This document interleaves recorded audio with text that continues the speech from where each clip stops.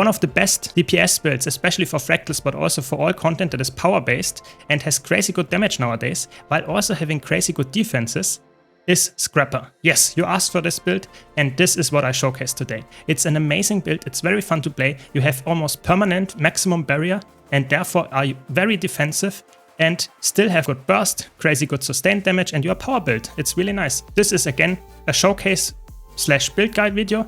I did not come up with this build, but I want to showcase how broken it is and explain every single detail to it so that you can master it as well. Be sure to watch the whole video to not miss out a thing. As always, special shout out to all my supporters that help me keep the lights on, and now, without much further ado, let's jump straight in.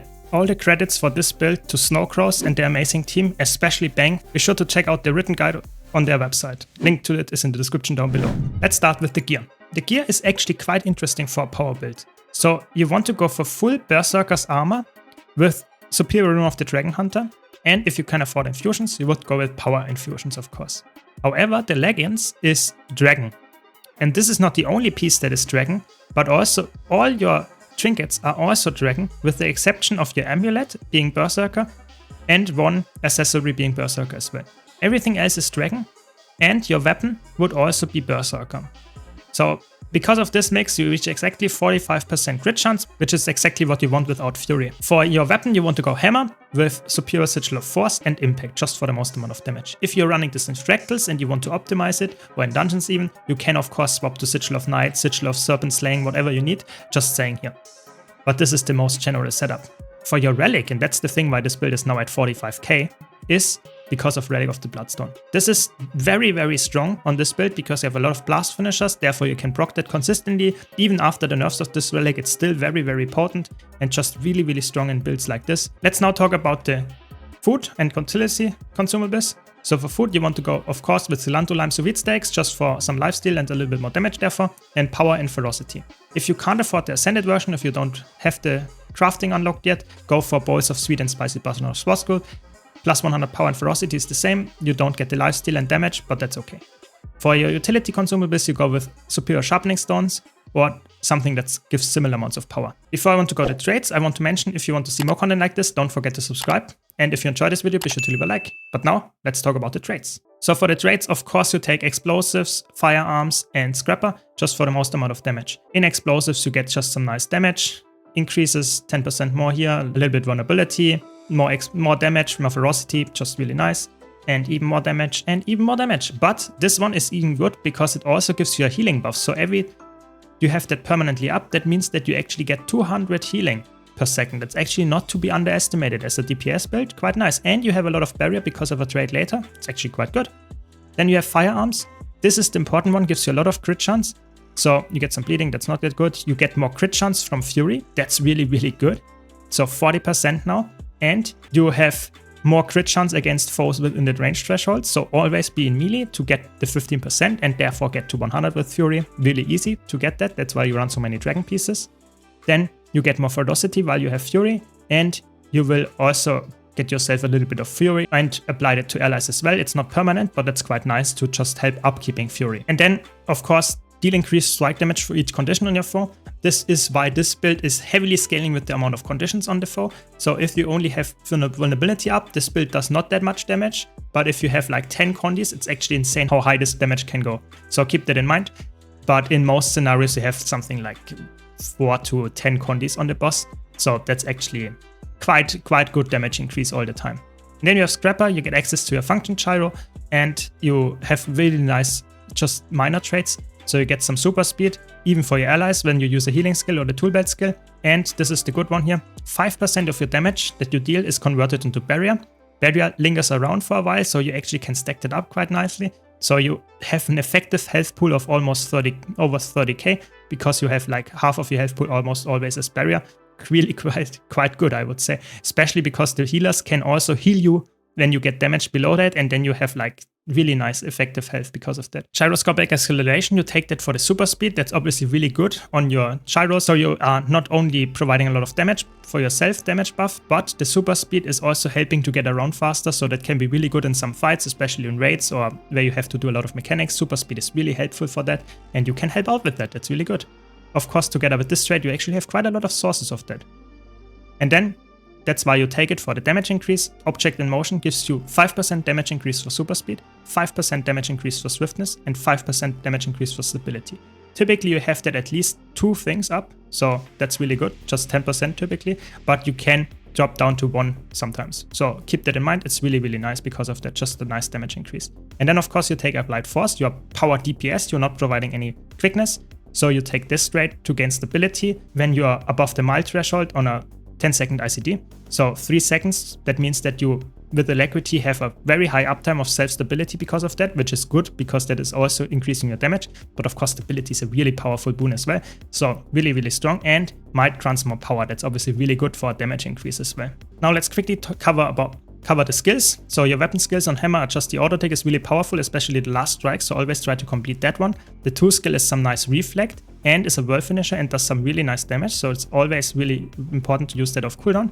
Then the 3 skill is a nice leap, two times leap finisher actually, and it's an evade. It's really good to gap close, to do some damage, to also get some just nice utility from the evade. Really good skill. Then you have your shock shield for some barrier and damage and also vulnerability, but most important part is that it blocks. So 2 seconds of block is quite nice, so you can negate some heavy damage if you use it correctly.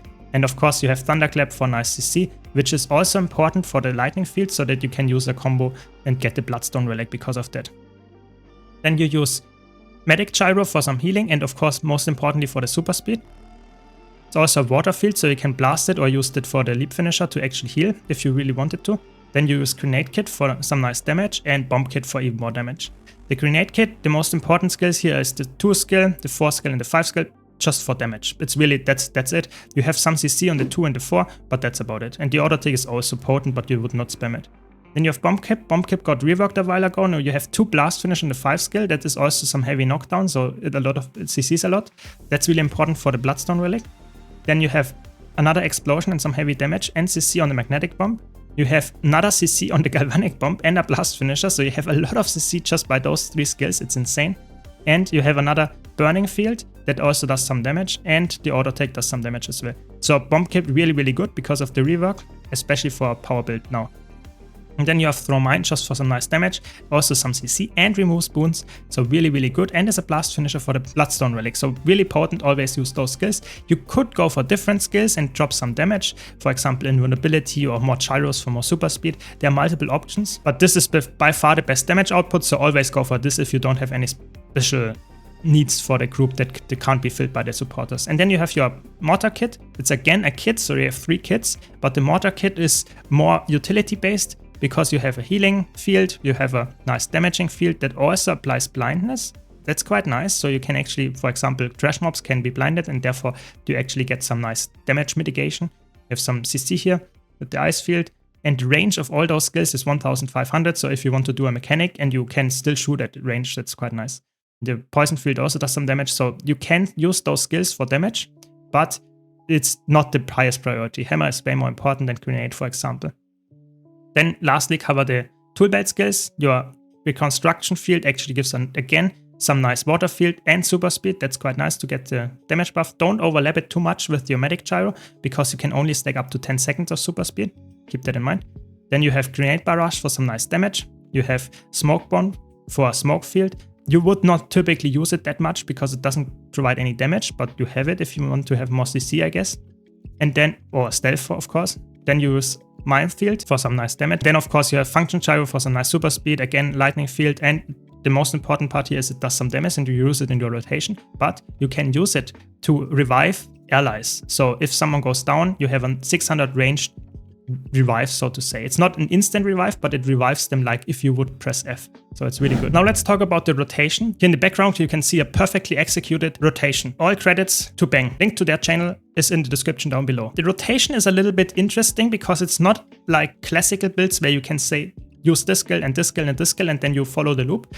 This is a little bit more that you understand the concept of this rotation because it's more about some filler skills, filling the time, the gaps between using your most important skills. The most important skill is Electro Whirl into Shrapnel Create. You always use that off cooldown. So your Grenade Kit 2 after using the 2 skill on Hammer.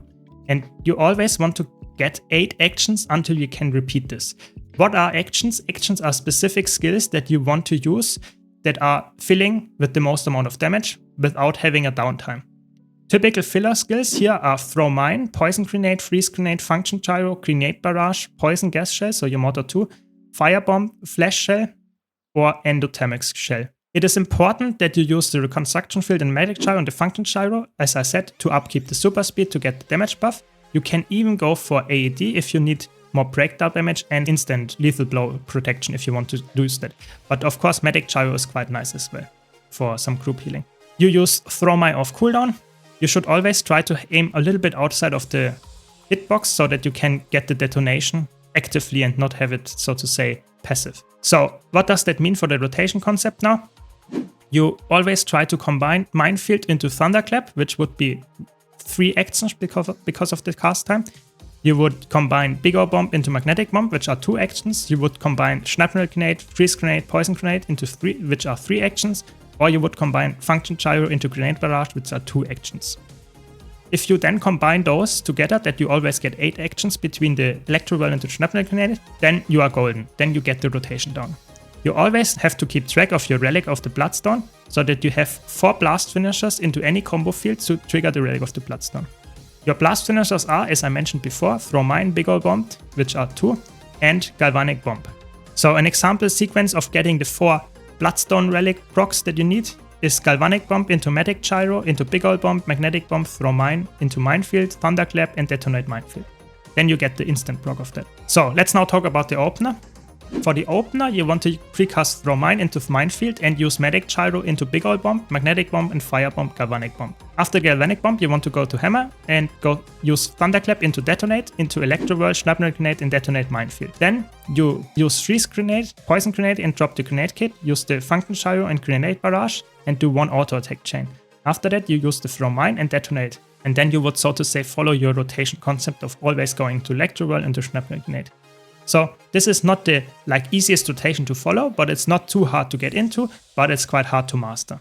Of course, you can adjust it to some situations. Like I said, the 2 skill is a reflect on Hammer, so that can be really good in some situations. For example, on Art, in Shattered Observatories, Challenge mode, for example, in Fractals to reflect the orbs there or stuff like that. You actually can do quite a lot with this build, not only in terms of CC, but also in just utility that it provides, while also dealing crazy amounts of damage and having really good barrier uptime as well. So I hope you enjoyed this video. If you did, be sure to leave a like and subscribe for more content like this. Thanks a lot for watching. Thanks again to all my supporters. And again, special shout out and credits for the build and the rotation to Snowcrows and their amazing team, especially Bang. Thanks a lot. I hope to see you all in the next video.